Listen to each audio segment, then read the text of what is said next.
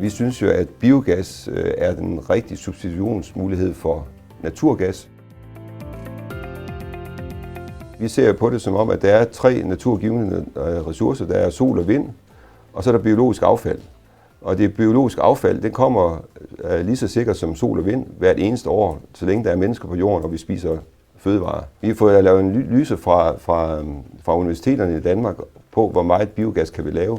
Og der er vurderingen i 2035, der producerer vi så meget biogas i Danmark, under de rigtige rammevilkår selvfølgelig, så vi kan substituere alt naturgasforbrug i Danmark. Og vi arbejder på at få gjort biogas billigere at producere, så vi kan komme af med subsidier over tid.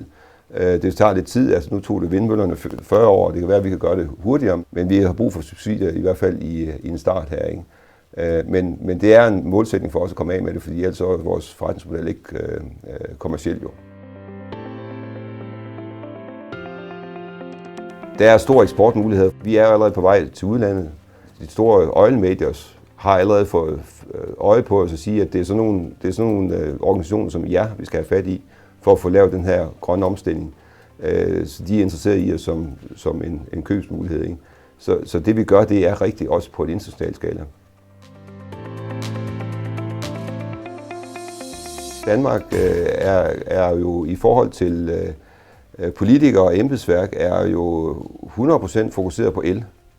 Og der er en forståelse af, at el skal løse alt. Det kan el ikke gøre. Det kan godt være, at det kan gøre det om rigtig mange år.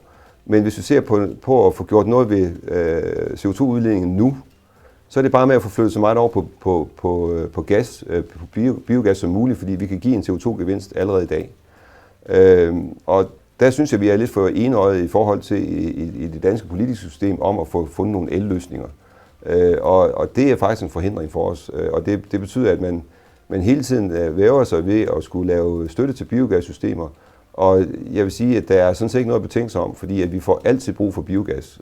Fordi de der grønne kulbrinter skal vi bruge også til at putte ind i vores carbon på cykler, kajakker og legoklodser og tøj for den sags skyld.